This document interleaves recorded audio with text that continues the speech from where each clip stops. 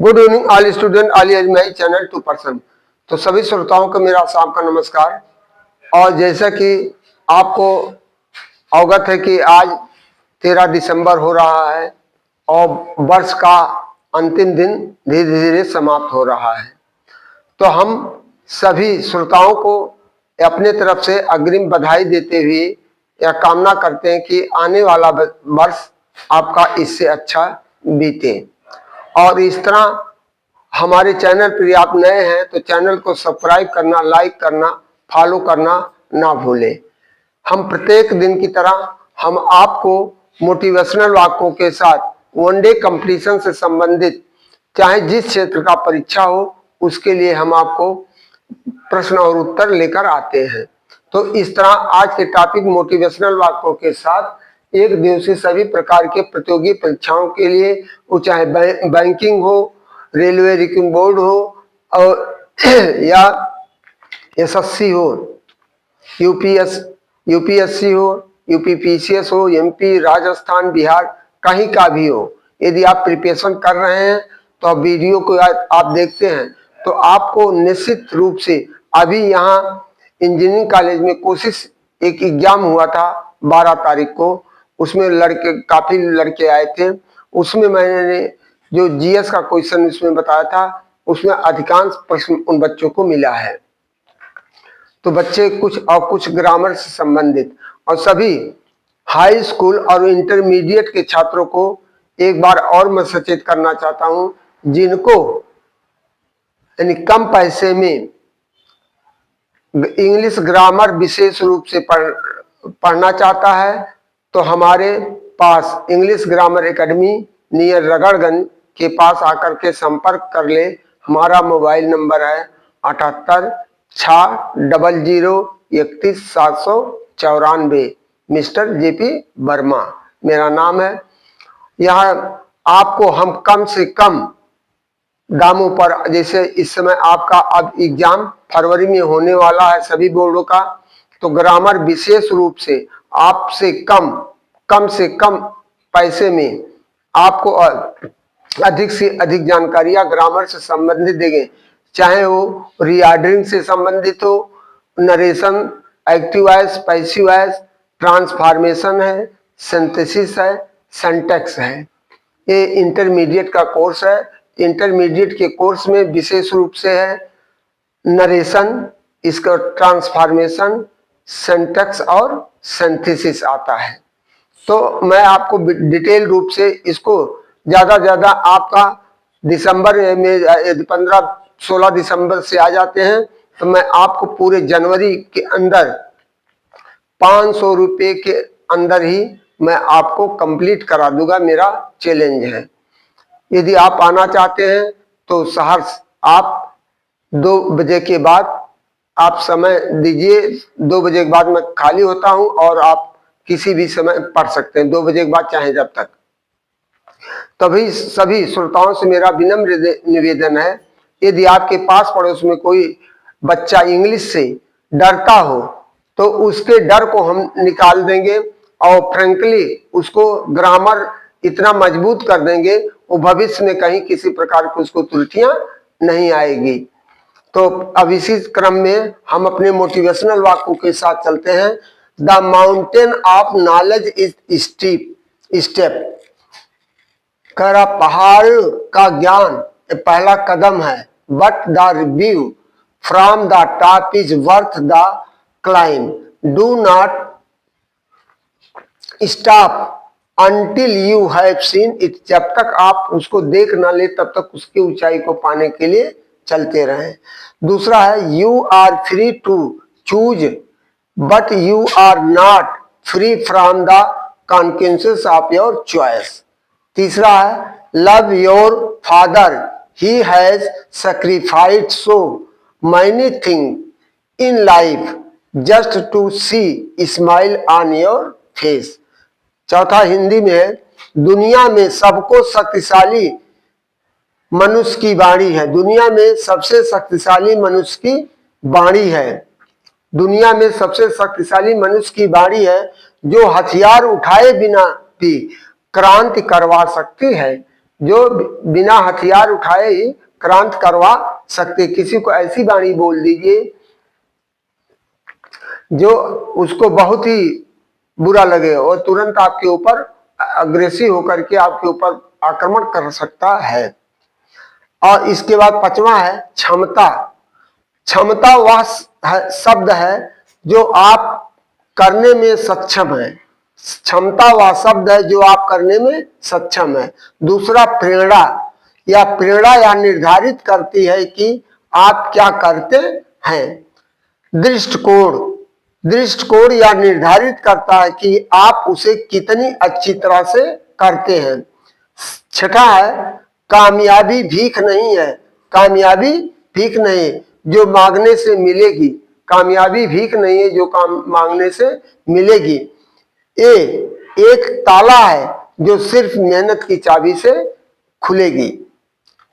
अंतिम है सातवां, धर्म चाहे जो भी हो, धर्म चाहे जो भी हो अच्छे इंसान बनो। धर्म चाहे जो भी हो अच्छे इंसान बनो। हिसाब कर्म का होगा, धर्म का नहीं। हिसाब कर्म का होगा, धर्म का नहीं। Today is our motivational sentences by JP Verma. यहां मैं अपना मोबाइल नंबर भी लिख दे रहा हूं। Mobile number 78 600 31 794। इस पर हमसे आप कांटेक्ट करके अपना ग्रामर से संबंधित सारी जानकारियां ले सकते हैं और हम आपको समय दे देंगे कि इस समय आप आकर पढ़िए। तो एक दिवसीय सभी प्रकार के प्रतियोगी परीक्षाओं के सामान्य ज्ञान और शायद बैंक से भी संबंधित, बैंक से भी आज हमने दिया कुछ क्वेश्चन, बैंक से रिलेटेड, बैंक से संबंधित। तो पहला है किस देश ने सबसे पहले मुक्ति समानता और भाईचारा का नारा दिया है। फ्रांस ने दिया, सबसे पहले फ्रांस ने दिया। किसका मुक्ति समानता और भाईचारा का नारा दिया। दूसरा स्वामी विवेकानंद का वास्तविक नाम क्या था। नरेंद्रनाथ दत्त था। तीसरा है भारत का कौन सा राज्य रबर का अधिक उत्पादन करता है। केरल राज्य। चौथा है परमाणु ऊर्जा संयंत्रों बिजली किस प्रक्रिया द्वारा उत्पादित की जाती है। परमाणु विखंडन के द्वारा। पांचवा है चंबल नदी किस राज्य से होकर बहती है। मध्य प्रदेश, राजस्थान और उत्तर प्रदेश, यह 3 राज्यों से होकर गुजरती है। छठवां है किस नदी का उद्गम स्थल भारत से बाहर है। ब्रह्मपुत्र नदी का उद्गम स्थल भारत से बाहर है। सातवां है कौन सी नदी डेल्टा नहीं बनाती है। नर्मदा और ताप्ती नदियां ये दोनों डेल्टा नहीं बनाती हैं। आठवां जिम कॉर्बेट नेशनल पार्क कहाँ स्थित है। रामनगर, नैनीताल उत्तराखंड में स्थित है। नौवां गोदावरी नदी का उद्गम स्थल किस राज्य में है। महाराष्ट्र में, नासिक के पास त्र्यंबकेश्वर में है। 10वां भारत और श्रीलंका को कौन सा मध्य जलडमरू जोड़ता है। पाक जलडमरू मध्य, पाक जलडमरू मध्य। 11वां चोल शासक की भाषा क्या थी। तमिल भाषा थी। कौन सी भाषा थी। तमिल भाषा थी। 12वां सवाना घास के मैदान किस महाद्वीप में है। अफ्रीका महाद्वीप में है। 13वां है भारत का प्रथम परमाणु बिजली घर कहां स्थापित किया गया था। तारापुर में स्थापित किया गया था। 14वां है किसके शासनकाल के दौरान प्रथम बौद्ध संगीत का आयोजन किया गया था। अजातशत्रु के। दूसरा काला शोक के।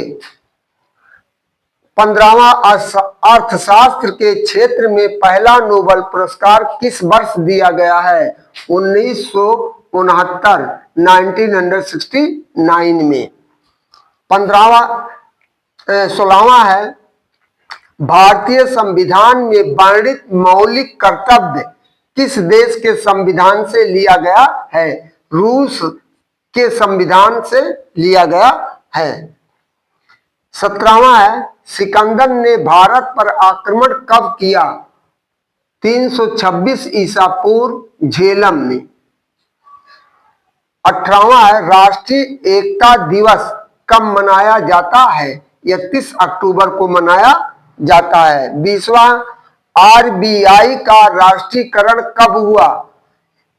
1 अप्रैल 1935 को हुआ। 1 अप्रैल 1935 को हुआ। 21वां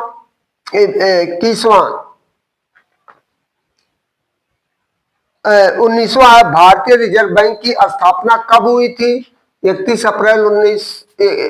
अक्टूबर को हुआ था। 31 अक्टूबर को भारतीय रिजर्व बैंक की स्थापना कब हुआ? 1 अप्रैल 1935 को। 20वां आरबीआई का राष्ट्रीयकरण कब हुआ? 1 जनवरी 1949 को हुआ। 1 जनवरी 1949 को हुआ।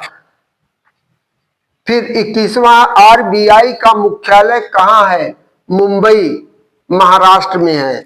22वां, भारतीय का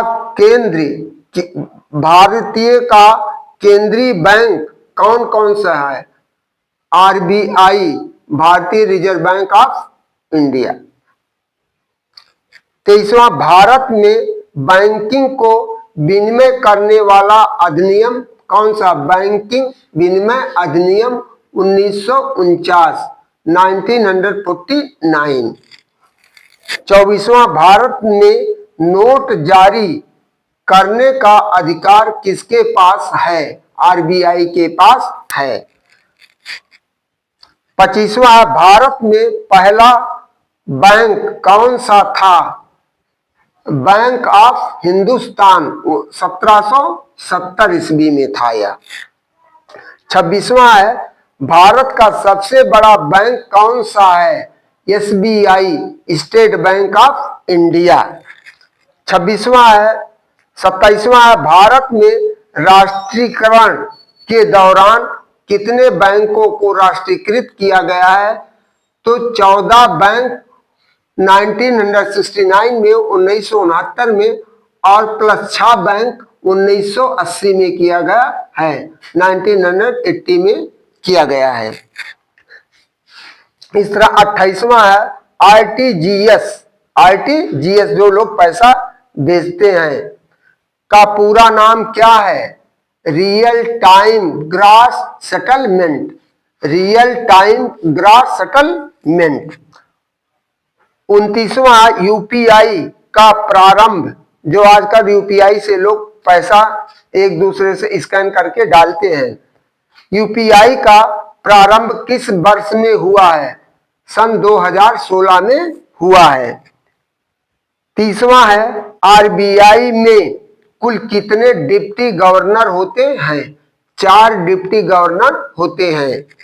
31वां है, भारत में सिक्का बनाने की जिम्मेदारी किसकी है? भारत सरकार को है।